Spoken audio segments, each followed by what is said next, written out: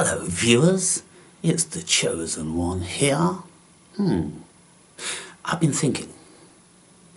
I received a comment yesterday from somebody that has never commented before, but felt compelled to comment in view of what I said in the last video.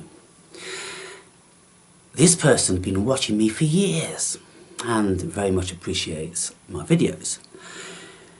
You know, for a long time I've been rattling cages and jousting and, you know, trying many different methods to extract some of you from under your stones and to come forward and reveal some of your wisdom.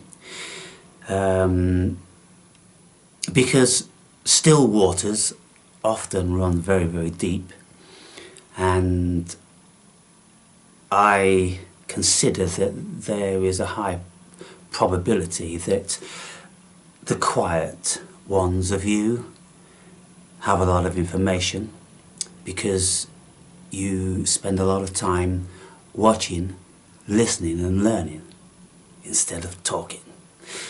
And so over the years I've enticed a few of you out in any case, but we all work differently. And there was a period when I, tried the Patreon thing and the PayPal thing and, all that sort of stuff. Just to see what moves people and, how it works with some people. And, there are occasions when I will just receive, an amount of money, sometimes a large amount of money, relatively, randomly, and a note just saying thanks. And so I get it, we're all different and we all work in different ways and lots of us don't like to be prompt. But what I thought was, in view of this comment that one of the viewers sent, I realised that, you're out there and it doesn't matter what I say. It's never mattered what I say, how supercilious I become and how haughty and demeaning. The subscribe count never changes. In actual fact, it goes up, it never goes down. The video views, if anything, go up instead of down. And it's like a curious thing. It's like, people like that variety of confrontation. I think they find it stimulating. And so, it is what it is. But what I thought some of you might want to do is that it's springtime, and I have several plants in this house, as you'll be aware, and they have finally, they've gone like an old person's hair, thin and sparse, and they are not rejuvenating as they do when they're young. And so I'm thinking, well, I'm going to replace lots of them. And I'm going to the garden centre tomorrow, and my daughter's taking me, and this garden centre has some beautiful exotic plants, and I thought, well, I'll buy half a dozen and some nice ceramic pots. Averagely the prices of these plants are like £15 and the pots are the same, and so I thought, well, maybe some of you would like to sponsor a plant in the Awaken Brave Green Man abode, and I can name the plant after you and you can watch it grow, and from time to time I will show you how the plants are getting along. And so if you want to do that, I will put the PayPal address in the description, and then you can have a plant in your honour. I think that would be quite cool, actually. Then, every time you're watching one of my videos and I'm walking around, I'm talking randomly, you can see, hey, that's my little guy. Look how big he's getting. Look how loved he is. Look how nurtured he is. Because all of the plants in my home, they thrive. But you see this one behind me, this one was quite an illustrious plant last year when I bought it. And there's 1, 2, 3, 4, 5 new leaves at the back there, and these are the you know, last year's ones. And really, you know, I would cut all those off, like I've cut off the vast majority of the ones that have been withering.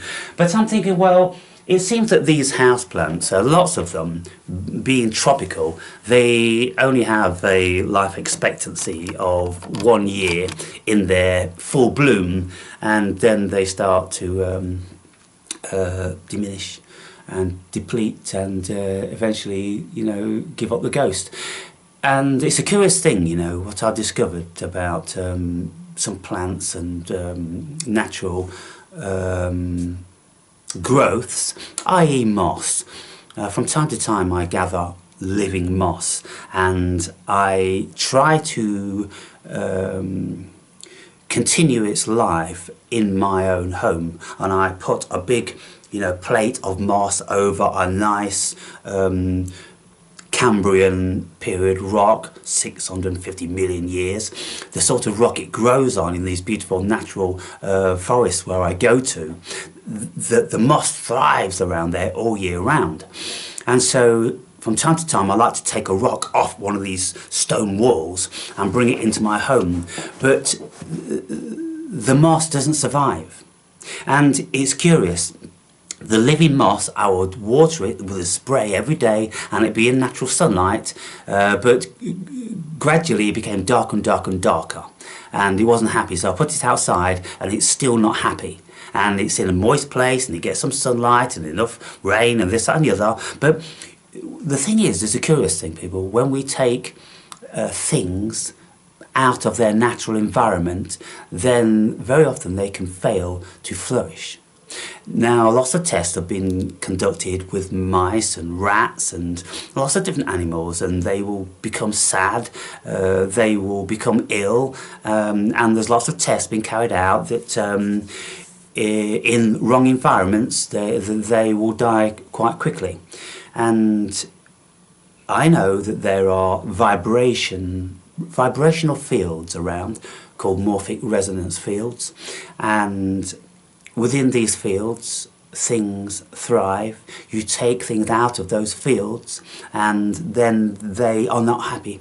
Now, with this particular moss I took from this beautiful national park, it wasn't happy from day one, and it's a very bizarre thing, and so we have to start to consider other ramifications of what is going on. You know, you think, well, it's got the water, but it's not got natural rainwater. Does that make that much difference? Then it's kind of like, well, it's got the sunlight. Well, it's not got the